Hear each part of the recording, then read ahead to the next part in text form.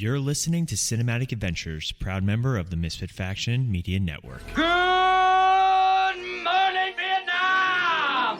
I love the smell of napalm in the morning. You're gonna need a bigger boat. I feel the need for speed. Roads? Where we're going, we don't need roads. Snakes. Why did it have to be snakes? Badges? We don't need no badges. I don't have to show you any stinking badges. You make me want to be a better man. Nobody puts baby in a corner. I wish I knew how to quit you. Love means never having to say you're sorry. He's looking at you, kid. I've always depended on the kindness of strangers. All right, Mr. DeMille, I'm ready for my close-up. Would you be shocked if I put on something more comfortable? You know how to whistle, don't you, Steve? You just put your lips together and blow. I'm not bad. I'm just drawn that way.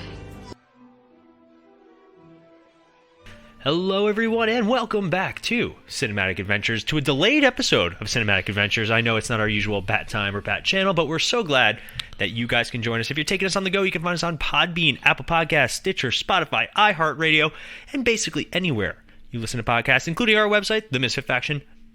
As always, I'm one of your hosts, Paul, and with me is the very, very, very tired, but still mildly enthusiastic Sean. Sean, how are you today? Mildly is a very good definition, but, you know, we had some event this weekend that, I mean, was minuscule, but, you know, it took all of our selves away and put us in a small upstate New York little town, and we couldn't record, and it was you know, a Misfit Faction workshop. It was a Misfit Faction convention. You know, it was all of us to go talk to ourselves and be like, "Hey, what do we do to make this better?" No, not really. No, not really. For those of you guys who don't know, it was actually my bachelor party this past weekend. And he's still alive. Yeah, still somewhat You're alive. welcome, everybody. Ironically, Sean's more tired than I am right Pretty now. much. So strange. But I do have a sneak peek Sunday from that. I did do a little video from that. But we did have every intention of trying to get some recording done while we were there, but there was zero downtime. There was no intention at all. Even the downtime was very productive. Let's establish this, folks. Getting in the car, he's like, "Do you think we'll have an hour of downtime?" And I looked at him going like, "Where do you think you're going?" And he's like, "Well, I'm bringing some podcasting equipment. Maybe we can get our episode in." I was like, "Sure, Paul. Yeah, sure. Sure." That podcasting equipment sat on the kitchen table for the entire weekend. So here we are, folks. Here we are. But I am super excited because we are talking about one of my favorite Tim Burton movies. Yes, it is, surprisingly. But yeah, I know, a point of contention. But we are talking Sweeney Todd, the Demon Barber of Fleet Street. So before we get started on that... Oh, I guess I have mail.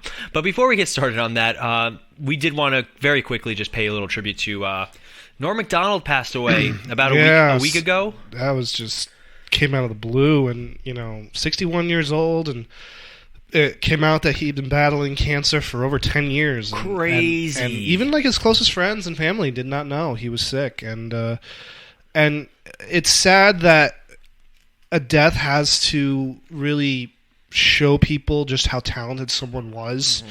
And people forget. I mean, yeah, he was on Saturday Night Live for 5 years as both a writer and a performer. He's considered probably the best Weekend Update anchor in the history of that show, which says something because that show's been on for 46 years.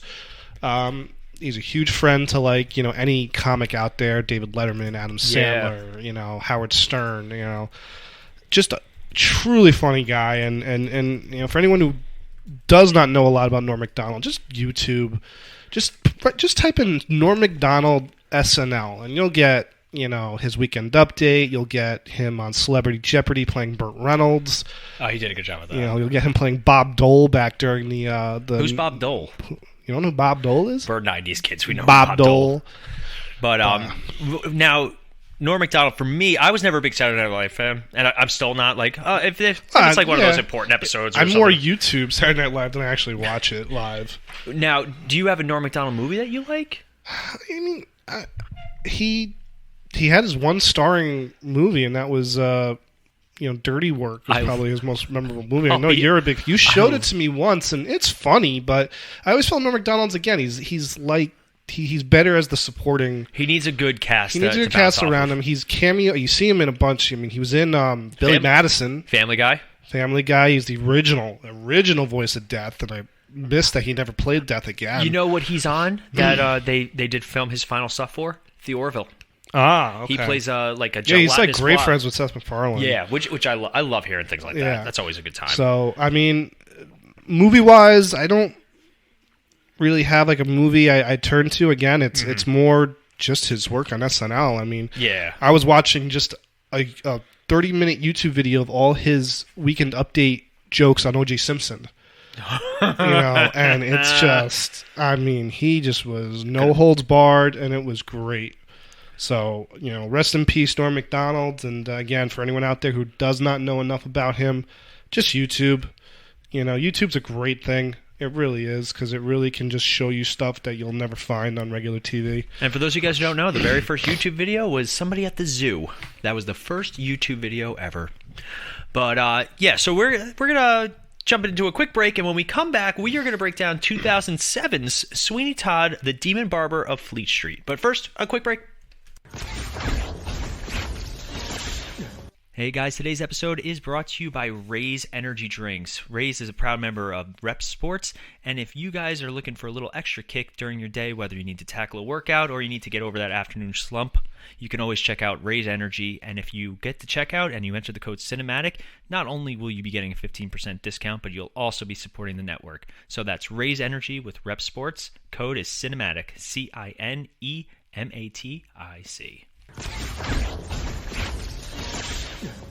All right, we are back, and we are here to talk about a movie that I didn't want to see, then I saw, then I loved, and then there's Sean who made me go see it, and he's just it was a movie to him. Pretty much. Yeah. Pretty much. That's the best description I can think of actually how it happened. I may put that as the description for the episode. I just write that out. Didn't want to see it, but I liked it. Sean wanted to see it, but he's like, meh. But it exists. It exists. So, for those of you guys who don't know, we'll do the actual plot synopsis, but just a very brief one is Sweeney Todd is the quintessential revenge character movie. It is very Count of Monte Cristo in that regards. Basically, if you've seen a movie about a scorned person getting revenge on somebody in authority, you get the general idea. But this is also, lo and behold, and I don't think I knew this going in, this is a musical. Mm-hmm. A musical starring Johnny Depp. Yes. I do believe you told me that while we were sitting in the theater. I don't know. I feel like I would have told you that trying to get you to get into the theater at first, but I think my description was it's a new Tim Burton movie, and it's a musical. And also, it's a Friday night. What do you want to do? And this is back when we would see anything. Oh, we saw a lot of movies during this time. This was prime movie time. Oh yeah, this was because 2005 was before we were old enough to legally drink, or just before, about that time. Yeah, 2000. Well, we didn't turn 21 until we were 2008, and we never had a drink beforehand. Oh God, no! I don't know what you're talking about. Neither do I. But we would see movies all the time, and this is also when movies were much cheaper. Like you'd go with $20 and you were fine. Oh yeah. You'd see the movie, you'd get a snack, you were good. It's before the IMAX craze, before the 3D craze. You remember the 3D craze? How bad it got? Well, Avatar was great, and then every other movie was like, "Oh, we could do this." I'm like, "No, you can't." There are only two movies that I will ever see you should see in 3D. One is Avatar, but preferably in an IMAX theater like we did. It was well worth it. And then the other is Harold and Kumar. I actually liked the movie Drive Angry with Nicolas Cage. They did a fun job with that. I don't think 3D. I ever saw it. That was a good 3D practical effect movie. I like stuff like that, but didn't they do a Final Destination in 3D? Probably. I feel like they would do that. I still can't drive behind a truck that's carrying logs. Oh, the logs. Can't do it. Yeah. Can't do it. One mediocre movie that traumatized an entire generation. Never cared for the Final Destination movies. I like the first one, and then I saw bits and pieces, and then they made a secret prequel to one. Yeah, I don't know, but we'll save that for next year's Halloween because we got an action-packed Halloween. By the way, just as a reminder, we are getting towards October, which will be our new Halloween month. I think we have Sleepy Hollow planned for next week, just to kind of lean into it. Our final of Tim Burton month, and aren't we going into the Nightmare Before Christmas? We'll probably lead into Nightmare Before Christmas. Just makes sense to stick with Tim Burton. We got to make sure that certain people are on that episode, or else we'll never hear the end of it. God, we'll never hear the end of it. Never hear the end of it. And then I think we have. What else did we have? We haven't decided. Oh yeah, That's right. Which sounds about right for us. Whoops. So, Well, actually, this is pretty good. We got 2 weeks We got planned. 2 weeks planned. And we know what we want to do in November. Did but we do Hocus Pocus last year? I honestly don't remember. I'm going to have to check. It's over 50 episodes, guys. So bad. It's so bad. I say we do a Halloween television show special. Ooh. Talk about like the Scary Boy Meets World episode. I like that stuff idea. like that. Maybe. We'll see. You tell us. We can just do a whole episode on the Boy Meets World episode. What are you kidding me? Oh, that's true. We can definitely. We'll just be quoting the whole thing. We should do that, and we should do Salute Your Shorts with Plumber Zeke. Zeke the Plumber. Oh, that traumatized me. Or Goosebumps. That'd be fun too. Let us know. Are You Afraid of the Dark? No. How is Goosebumps not bad, but Are You Afraid of the Dark does? Because Are You Afraid of the Dark was creepier. Okay. That's fair enough, right? Yep. And it didn't always end with the fun twist ending. Yeah, true. Yeah. But cold. stop. Why would you even do that? You know, it bothers me. And there's at least one person who's listening going, childhood trauma. Someone just veers off the road like, oh my God. Oh God, no. I just forgot that episode and now it's right back. I'm right by a water too. Oh no. But let us know what you'd like us to do for Halloween month. Cinematic Adventures on Facebook or themisfitfaction.com. So Sweeney Todd, though, it is based off a Broadway play by Stephen Sonner. So I can't say this. What is it, Sean? Stephen Sondheim. I don't think that's right. Stephen Sondheim. I don't think the direction it's right. of Hal Prince, who were the Steven Spielberg and George Lucas of Broadway. You know, they were the Mavericks and the would do things differently. I don't think Steve Sondheim has done anything. Sondheim. I don't think he's done anything important. Anything. Yeah, you keep telling yourself. Let me just look at West Side Story. Yeah, I grew up on the East Side.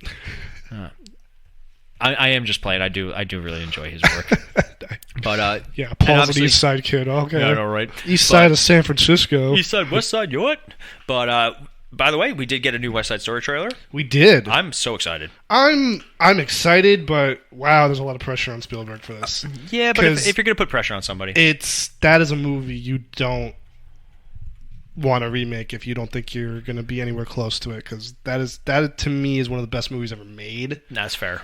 So there's some pressure there, and I can't wait. I cannot wait, but we'll see. So just some of the other works that he's had that have been adapted. We have obviously West Side Story, the movie, Gypsy from 1962. Funny Thing Happened on the Way to the Forum in 66. Little Night Music in 77. Little Night Music. Gypsy in 93. Yep, Gypsy. Into the Woods. Sweeney Todd, then Into the Woods, and then the new West Side Story. Never saw Into the Woods. Neither did I. But and then the show is great, I hear, but the movie wasn't all that well received.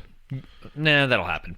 But it's always risky when they Broadway adaptations are always... we could go into a whole episode of Broadway shows that are made into movies. Some are made into movies that are become more memorable than the Broadway show. Some, for example, Cats become just horrors. And have you seen Cats? No, I refuse. And it's weird, real quick, for an example, West Side Story the movie.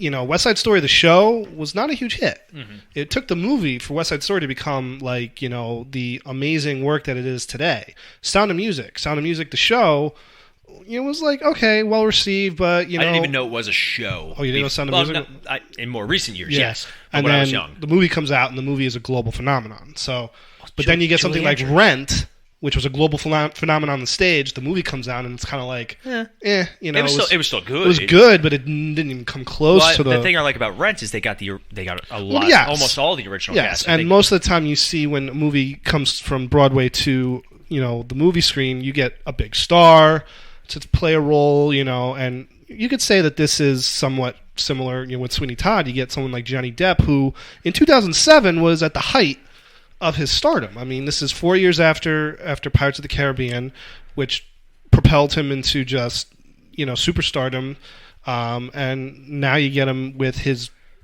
best friend in Tim Burton, mm-hmm. and they decide to do this performance, and it's actually a really good performance. I mean, he does a good job in this movie. So let's talk the cast then, because obviously we've talked Tim Burton up, and this movie definitely has a little less Tim Burton. I think the scene where they sing "By the Sea," mm-hmm. they were like, oh, there's all your Tim Burton, all the stripes and all the colors and all this and pale characters. Because the movie takes place in London. The movie takes place in London. It takes place in the 1800s. So it's very drab. It's very colorless. It's colorless, and the characters match with that. Yeah. Yeah. So we have Johnny Depp as Benjamin Barker / Sweeney Todd, the eponymous character. So if you were to tell me that Johnny Depp was going to sing, I would have said, no, thank you. Well, he was in his own band. Yeah, but again, this was 2007. I was not a connoisseur like I am now. A connoisseur. Connoisseur. Yeah, that's a fancy way of saying, I watch a lot of movies and do a podcast, guys. But, this was, again, I knew Johnny Depp more from his more known works, like Pirates of the Caribbean, even a little like 21 Jump Street. But, obviously, again, that's another thing that the movie revitalized interest in the show. But then people watch the show and they're like, this isn't the same as the movie. I know. Again, I do eventually want to do an episode on the 21 Jump Street franchise as a whole. Okay. As a whole. Right. Yeah, Sean's eyes rolled so hard I thought he was going to faint. But, Johnny Depp does a very good job. He's good at the more subtle nuances because Sweeney Todd is insane. Mm-hmm. He's come back after being unlawfully... thrown in jail. Thank you. Again, same as the Count of Monte Cristo. Just he goes about it in a very different way. Very different way. Not different way. We find out through flashbacks that he was, a very successful barber. He had a beautiful wife and a daughter. And Alan Rickman, who I love Alan Rickman, but he plays such a good bad guy. Oh, he is great as Judge Turpin. He imprisons Benjamin Barker so that he can have his wife. Because that's what they did in 1846. Like, that was a normal thing, which is terrifying. We have Helena Bonham Carter as Mrs. Lovett. It's funny because I'm reading the cast list. I didn't know Mrs. Lovett had a first name. Nelly. I don't think they ever say it. They might in passing, but... as Mrs. Lovett, who's in love with Benjamin Barker / Sweeney Todd and is... the accomplice and what transpires when we get to the plot. We have Timothy Spall as Beetle Bamford from Harry Potter fame as Peter Pettigrew, a.k.a. Wormtail. Again, same thing, around the height of the Harry Potter craze. Yeah, this is 2007, so this is... Because I had seen Half-Blood Prince. Yeah, it definitely come out Deathly after. Hallows, and that I can't remember which came first. Yeah, we have Jane Weisner as Johanna Barker.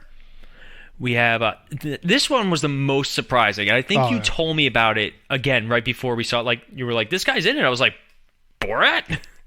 Sacha Baron Cohen as Adolfo Pirelli. And he's got some singing chops. I had no idea. He hits one of the high notes in the contest song. Yep. And he would obviously he would go on to be in the Les Miserables, film adaptation. He was slated to play Freddie Mercury for a long time, and that would have been interesting. Really interesting to see because you just looked at him and you goes, oh, he looks like Freddie Mercury. So that he's backed up his skills as a singer and shown what he can do. Yeah, I really enjoy Sacha Baron Cohen. Like, he's also a funny guy. I mean, like he's very funny. It's a shame that he is really just associated with Borat at this point. But I do enjoy his work. I enjoy his social commentary. Like, he likes to poke fun at people, and I still respect that. Same with who was the guy in the original Office? Not Ricky Gervais. Yeah, I love whenever he does a monologue. You watch every studio executive just kind of clench a little. Everybody's just like, oh my god. But he. Again, another actor, tells it like it is, no, doesn't hold back. I love it. We have Laura Michelle Kelly as Lucy Barker / the Beggar Woman. We have Jamie Campbell Bower as Anthony Hope. He's one of those actors they kept trying to make happen. He was in so many franchises. They had him... He was in Twilight. He was in Twilight. He was in Harry Potter and Deathly Hallows. He actually was also in Fantastic Beasts. So those were his big...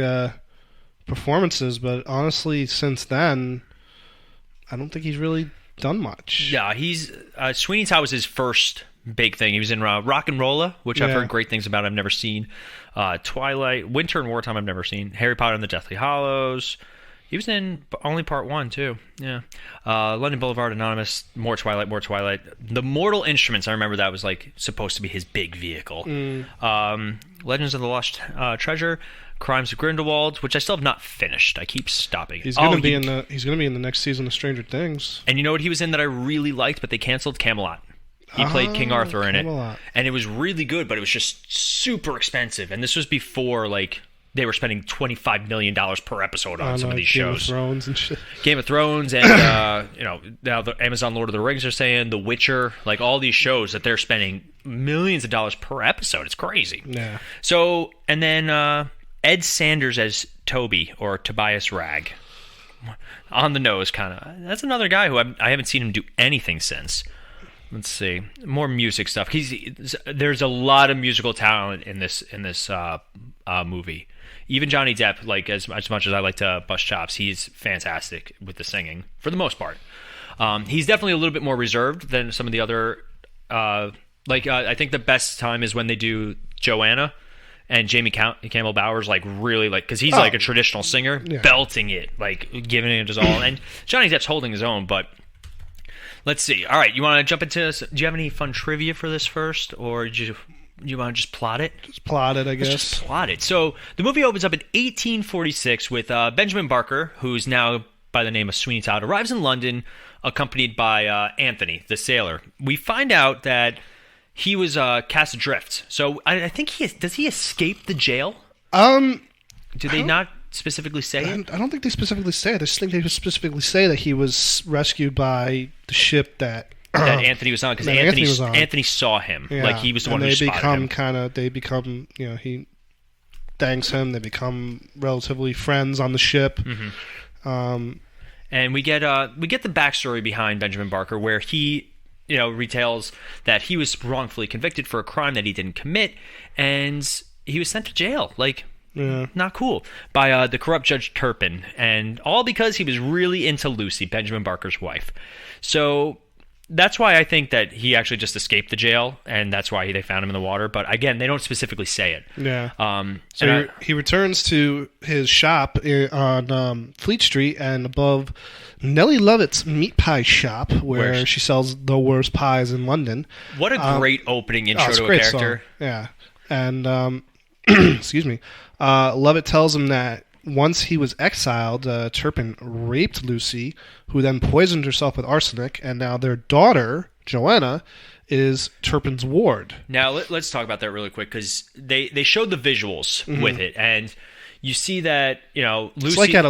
It's like a masquerade ball. It is horrifying. Oh, yeah. Basically he gets her drunk at a party because he lures her there saying that he was going to help her. Yeah. Because they don't know that it was him that, trumped up these charges.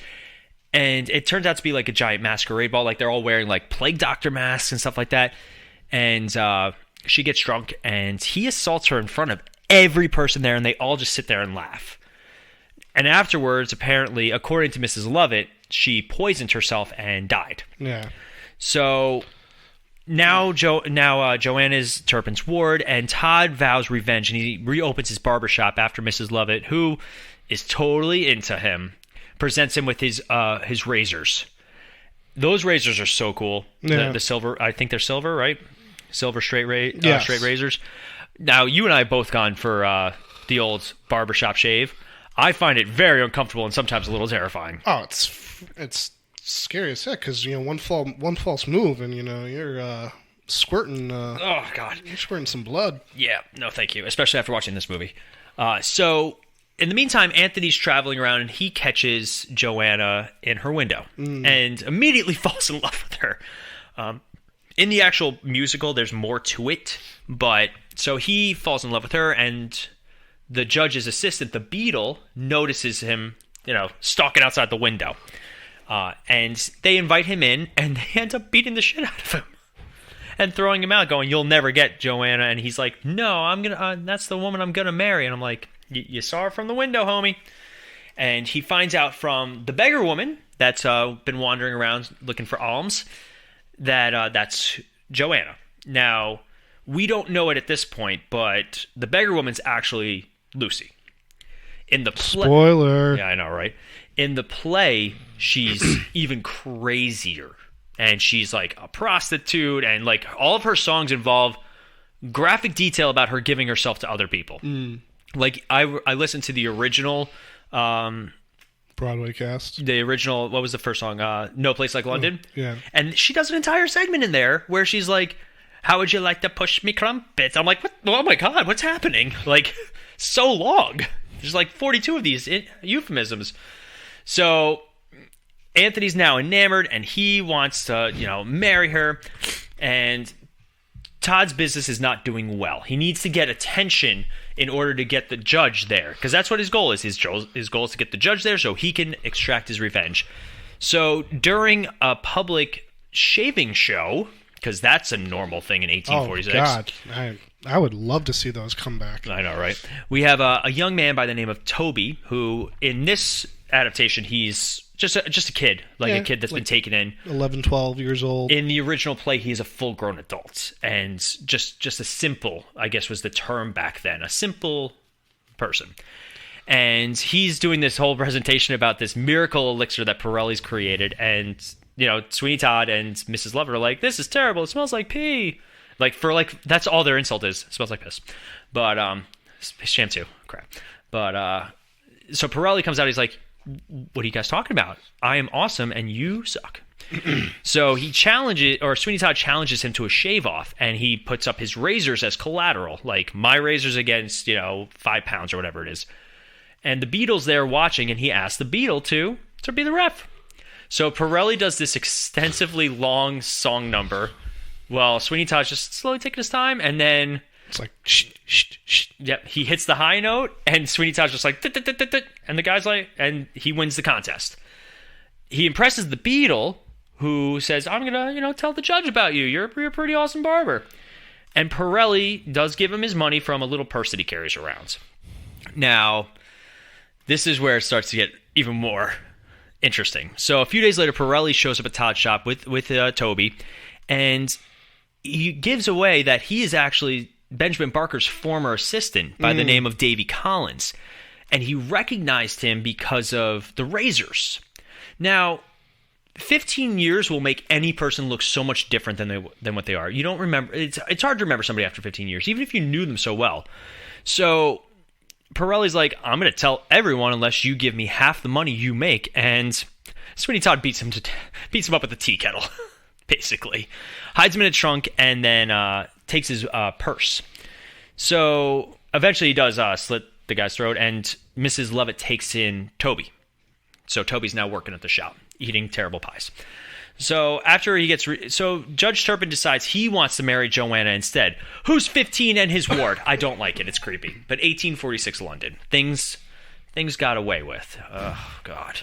But so he's... doesn't understand, though, why Joanna's not enamored with him and in love with him and just ready to marry him. Because his stepdad, you creep. And the Beatle is like, you know what? Maybe you should get a shave and get cleaned up. And like, that'll do it. That's how I got my wife to marry me, by getting a shave beforehand. So, it's a fun little musical number, too. But, so the judge ends up going to Todd as, by referral. And unfortunately, Sweeney Todd waits too long because Mrs. Lovett told him to savor it. Mm-hmm. So during this time, I guess stupid Anthony. There's again in the play, it shows a lot more of this development, but Anthony comes Anthony, right? Yeah. Comes flying in just as Sweeney Todd's about to kill him, and he's like, "Guess what? Joanna's gonna run away with me." Oh no! And like Alan Rickman gets up, he's like, I knew that there's fate that I was here because you guys are both the worst people and you'll never get Johanna and blah, blah, blah, and I'm never coming back here again. Runs out. And then comes one of our favorite musical numbers of all time called Epiphany, where Sweeney Todd realizes that people suck and he should kill every single person. Now, they all deserve to die. Even you, Mrs. Lovett, even I. Now, having said that, we here at Cinematic Adventures do not condone murder under any circumstances, even if done fictionally with very interesting blood effects in this movie. Now, having said that, we love this song because it's just so aggressive. And like when we were having terrible days at work, we would actually play the song, and we would rock out to the song. Like there's some good rock out sessions to this one.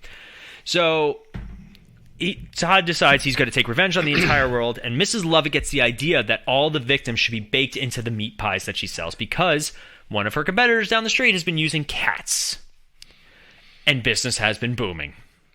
Gross. 1846 London. Do not advise.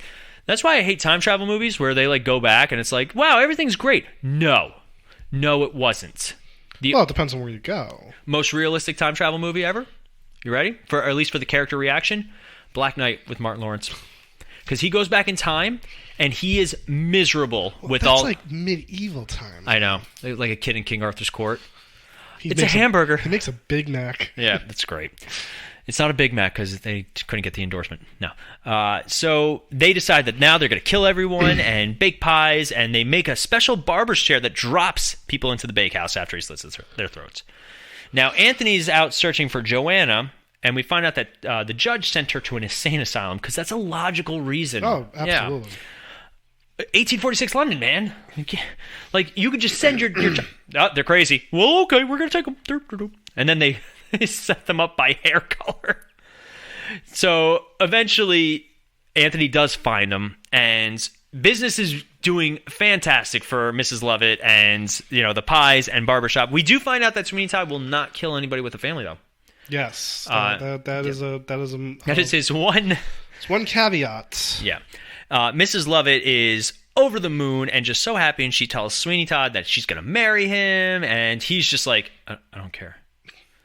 By the Sea is literally just an entire, like, it's like its own little movie. That I felt was the Tim Burton. Yes, that was the Tim Burton moment in the movie. Where you get the black and white stripes. This is Tim Burton doing his thing. Pale characters on also the look of Mrs. Lovett, because I mean, if you look at Angela Lansbury in the original Broadway show, I mean, she's a little crazy looking, but they really go with the gothic. Very pale, look like Winona Ryder from Beetlejuice, And it's very jarring in this scene because it's... So even Sweeney Todd look, it's a very Tim Burton look. And you know what, in the traditional parts of the movie, like during the time, because this is also a fantasy sequence with Mrs. Lovett imagining their life by the sea. Yeah. And because the background changes to such a bright and colorful one, it's very jarring against the still pale and very muted colors of the characters. But Anthony arrives back at Sweeney Todd's, and he's like, hey, I found Johanna. This is where she is. And Sweeney Todd's like, I got an idea. They use the ladies from the insane asylum to make wigs. 1846 London. So that's going to be my new thing, by the way. Sorry. And... I'm going to tell them you're an apprentice for me as a wig maker, and we need yellow hair, very specific. Apparently, in the play, they do a whole musical number about making him into a wig maker's apprentice. Yeah, it's very interesting. So Todd has Toby deliver a letter to Turpin, though, telling him what Anthony's going to be doing. So yeah, double dealings here. But at the same time, Toby has become suspicious of Mr. Todd, and he wants to protect Mrs. Lovett because he thinks Mr. Todd's a bad guy. And then he also finds out that Mrs. Lovett has Pirelli's purse given to her by Mr. Todd. Now, she obviously knows what's what, but she doesn't want to hurt Toby, and unfortunately, no. So the beadle arrives at the pie shop, and he tells Mrs. Lovett that the neighbors have been complaining about the smell coming from the chimney. Dead bodies. 1846 London. But so Sweeney Todd distracts him by he's like, hey, why don't I give you a free shave, man? You're so handsome. Let's make you more. And viciously murders him. Viciously. By the way, there's a lot of blood spurts in this movie. Oh, yeah. No, Tim Burton didn't hold back on this. Yeah. He did not hold back. The best one is coming up, though, for me. Oh. So Mrs. Lovett informs Todd that Toby's suspicious, and because she sent him down to the meat grinder. And why? Oh god, terrible logic. So he's helping make the meat pies, and then he finds like a finger, then a foot, and then the beetle's body drops right in front of him, and he's locked in the room with this thing. Now in the play, Toby does eventually go actually crazy, and his hair turns white. Obviously, you're an 11-year-old who's also been through a traumatic childhood. it's worse. You're not going to be okay. You're going to be at the insane asylum getting your hair taken for wigs. But anyway, so now they're searching for him because he's hiding after finding all the human remains. So in the meantime, Anthony brings Johanna, who he's disguised as a male sailor, into the shop. And he's like, wait here while I go get our carriage. Don't do anything. So while that happens, the beggar woman comes inside and Johanna hides from her. And she's looking for the beetle because she's the one who's reporting all the bad smells. She recognizes Sweeney Todd. She says, hey, don't I know you? Apparently, in the play, she constantly says that to him. Every time they interact, she's like, don't I know you?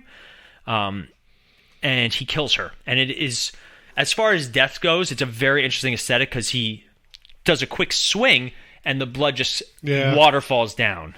Again, it signifies that this death is different. And Turpin's on his way up, kills her, sends her through the trapdoor just as Turpin enters. And let's not forget, Johanna's still in the trunk, in the corner of the room where Pirelli's dead body was for a few days. Seems a downright shame. But anyway. So Sweeney Todd explains that Johanna has repented and is coming to him and offers him a free shave. And it's at this time where he reveals that he's Benjamin Barker. And it is a great scene. There's so much dramatic tension and just... And the song they're singing, Pretty Woman. It's the second time they sing it, they sing it, and... You know, it's just, you know it's coming, you're waiting. And it's better this time because the first time it's a very slow ballad, it's the two of them, and because, Sweeney Todd's savoring it. This one, you hear Sweeney Todd singing faster. Yeah. Because he's like, pretty woman, yes, yeah, I'm going to kill you. So he does eventually kill the judge, stabs him several times, cuts his throat, drops him into the bakehouse. Now, at this point, he also realizes that somebody's in the trunk. And Johanna pops out, and he's like, young man, and I'm like, that's a girl, you silly goose. And Todd's about to kill her because he doesn't recognize her. However, Mrs. Lovett starts horrifyingly screaming in the basement because apparently Judge Turpin was still alive and is like holding on to her. So Sweeney actually lets her live. And we do find out in the play that she does go off with Anthony, and they do have their happily ever after. So when Sweeney Todd gets down there, after Mrs. Lovett has finally dispatched Judge Turpin, he realizes that the beggar woman was Lucy. And Mrs. Lovett then lets it go that, yes, she did take the poison, it just didn't kill her. It just drove her further into madness. I love this scene. I remember in the theater, you were just like, oh my God. Well, Mrs. Lovett's a terrible character. But Sweeney Todd starts singing, he's like... And there's one shot. Well, first he looks at her just with that crazy smile, and he goes, "No, come here, my love." And he's like, I'm sitting there going, "Oh, don't do it. Don't go over there." But so they start dancing, and he ends up throwing her into the bakehouse oven. Yeah. And as he's cradling Lucy's dead body, Toby appears, and he's angry about Mrs. Lovett's death because he thinks basically Sweeney Todd was doing all this. Oh, he thinks Mrs. Lovett was just an angel. An angel. I'm like, yeah, okay. He hears Toby behind him, and you see him he undoes his shirt, and he lets Toby cut his throat. And he dies holding his wife. And that is Sweeney Todd, the Demon Barber of Fleet Street.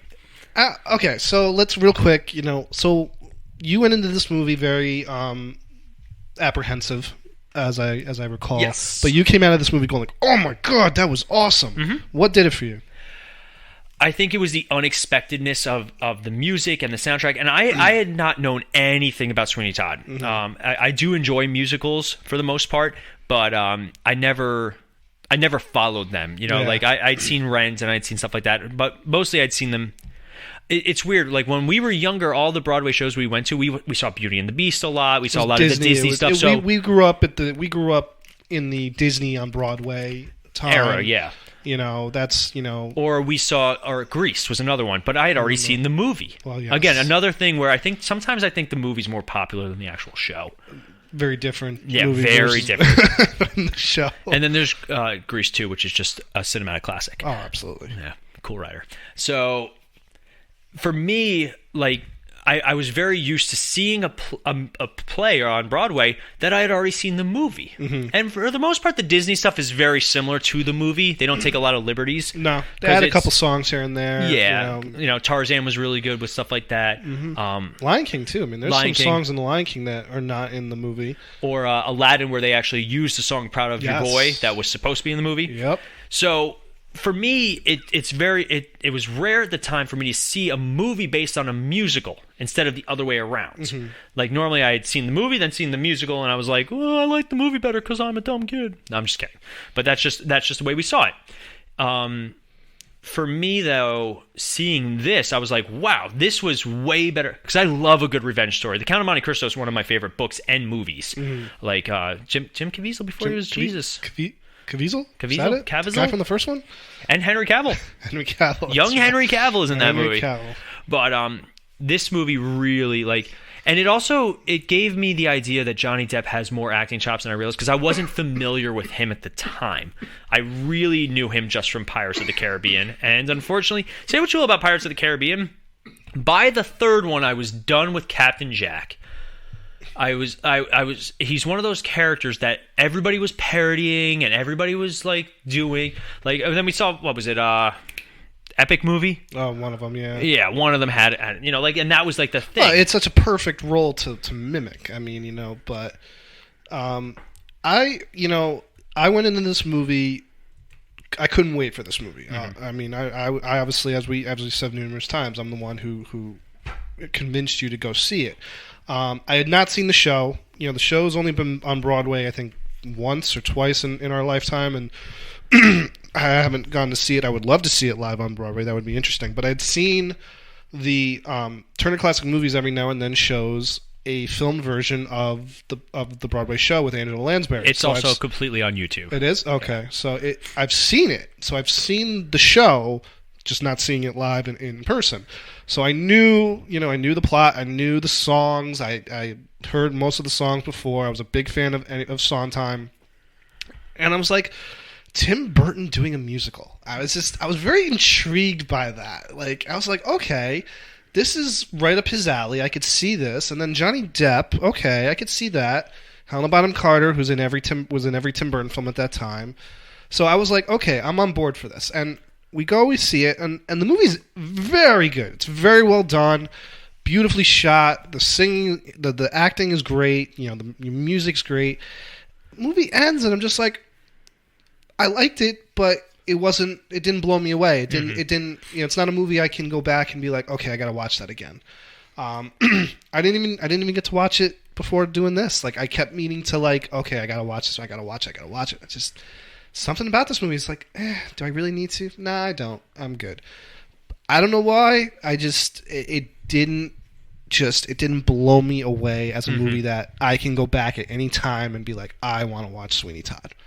I haven't seen it in its entirety in quite some time, but I would love to sit down and watch it again. But that's not a knock on it. I still think it was very well done. I mean, it was nominated for a bunch of Golden Globes. It won best musical for best comedy musical for the Golden Globes. It got Academy Award nominations. Johnny Depp was nominated for an Academy Award for his acting. He won the Golden Globe for best actor. I think it was critically well received. So it was done very well. And you know what? It had to get Sondheim's approval, he was very happy with the portrayals, with the singing. That was one of his big things. These actors have to sing for themselves because we've seen a change. Well, first of all, the musical is a very they don't do musicals very often anymore. It's a very that part of the time, back in the 50s where it felt like a different musical was coming out every other week. Oh yeah. But back then, when you got a big star to be in a musical, it was 99% chance that that person was dubbed. Mm-hmm. And nowadays, these actors, they may not be classically trained singers, but they're good enough that they do their own singing. Yeah. Whether that's good or bad, that's up to the certain people's judgment. But that was one thing. Sondheim was like, these guys. These people have to sing and sing for themselves. And, Johnny Depp does a great job. Helena Bonham Carter does a good job. Alan Rickman. The kid, I can't remember why I'm blanking on the actor's name. Toby and Anthony, even Sacha Baron Cohen. Yeah. I mean, we both were in the theater and we're like waiting to hear Borat. how he was going to sound, and he comes out and he sings, and we're just like, wow, he's really good.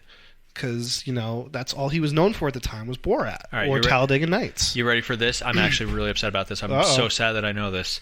So, some of my favorite bits in this are in the play are the songs, the Ballad of Sweeney Todd. So basically, the ballads of Sweeney Todd were sung throughout the show as exposition to the audience. Yes. Like what was going on in his head and to progress the story. There's several of them throughout the play. In this, they only do it in instrumentals. Mm-hmm. So apparently, when filming began, there was to be an inclusion of the spirits of Sweeney Todd's victims, including Anthony Head and Sir Christopher Lee, who would sing the Ballad of Sweeney Todd, its reprises, and the epilogue. These songs were recorded but eventually cut since Tim Burton felt that the songs were too theatrical for the film. I agree. I think the epilogue might have been nice. Maybe in the epilogue you could have gotten away with it, but don't get me wrong. When we were watching the movie, and I'm waiting for the ballad. I'm like, okay, the ballad's the first song, and the ballad's a great song, and I'm psyched, I'm great. And they don't do it, and I was bummed. I was bummed. But then the more I thought about it, I was like, it doesn't work as much in a movie. There's certain times, when you adapt a musical to the film, there's certain songs that for some reason or other just don't work on film, or the way they're done in the show don't work on film. And this was one of those times. It was just like, you want to establish that this is a movie. You don't want people to really know that it was a Broadway show. I'm trying to think of a good example of that would be, Sound of Music. The movie is actually filmed in Austria. Yeah. It's not filmed on the sound stages of 20th Century Fox. Fiddler on the Roof is actually filmed in Russia. On a roof. It's like there's certain times where you want to establish that this is actually happening. This is real. Like, you want the audience to feel like this is real. I think that song would have been a little. I felt it would have thrown people. They could have done something with the spirits of the victims, like at the end. Mm-hmm. I think it would have been confusing to people. Like, why are there ghosts? Yeah. Then the only other time that it really would have worked was when. At the end of My Friends, they play the instrumental. They could have done the Swing Your Razor Wide, Sweeney, Hold to the Sky. They could have. As it was panning out, because, then there's that, you don't need to see who's singing. But it is, if you guys haven't heard either soundtrack, they're both fantastic. Oh, excellent. One other example I could think of where I felt a musical made into a movie, does a song that maybe should have just stayed in the Broadway show. I don't know if you ever saw Jersey Boys. At the end of Jersey Boys, directed by Clint Eastwood of all people, they do like a whole company song. Like, the entire cast comes out on screen and does this closing song. And it, for me, I'm only speaking for myself, it just kind of threw me. I was like, okay, I feel like I'm just watching a filmed version of the show now. Like, you want to stay in that. You want to stay in that film, aspect and not be, on stage. Rent did it too with I was going to say Seasons of Love. In the opening, yeah. You could say, Rent did it with Seasons of Love. I agree, but they put it at the opening of the movie, and it really wasn't part of the story. Yeah. It kind of was just a scene. I could see them doing that scene or doing the epilogue with Sweeney Todd. Yeah. Maybe they could have done it like that kind of style. I agree. I would have been interested to see how did they say, by the way, they only filmed the song. They didn't actually film it though, right? They just recorded all the songs. They just recorded it. Okay. I would love to hear an extended soundtrack to that. That would have been good. Well, this was a good one. This was a surprisingly in-depth and fun one. In-depth. Always in-depth. What about Star City rating for Sweeney Todd? I would give this movie a 3. 3? 3. No. Solid movie. Excellent. It's good job by Burton. Good job by the actors. I highly recommend it. Again, your decision on whether you're a fan of the movie version, the play version, whatever you prefer. But I'll go with a 3. I'm going to go with a 12. Oh, no, sorry. That's the final body count. 12 deaths in this movie. I'm going to also go 3, maybe 3.5, just soundtrack basis. Yeah. This movie is fantastic. I did eventually watch the entire play on YouTube afterwards. I don't know if it's still on there, so don't hold me to that one. Yeah. There are some differences, like, example, when Anthony goes to save Johanna from the insane asylum, Anthony's unable to kill the warden himself, so Johanna actually takes the gun and does it herself. In this, he leaves the warden to the mercy of the inmates.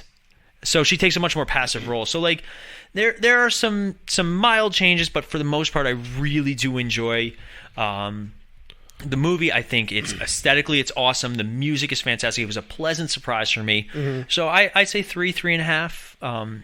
I could still put on this soundtrack or even the original play soundtrack in the car and stuff like that and just rock out and just enjoy and, definitely not condone murder, but have a blast singing about characters singing about murder. But we're going to wrap it up at this point just because we had a little bit of a timing issue. Time crunch, but we wanted to make sure we got out our episode and got some content to you guys because I know they can't live without us. Not for a whole week. It's already tough. been a week and one day. People are going to lose it. I was looking at my phone today and I'm like, it's Tuesday. We still haven't posted an episode. What's going on? Paul just keeps putting the same stuff on Facebook. These are old episodes. But it's all Paul's fault. It is all Paul's fault. Has to get married again. Yeah, and then have my birthday right after. But enough with the celebrating of you. I can't take it anymore. Yeah, oh God, who wants to celebrate this?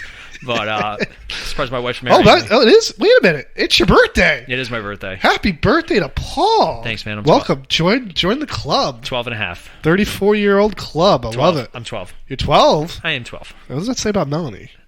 Don't worry about it. Oh, okay. She's 13. She's a little bit more mature than me. That's very true. Yeah.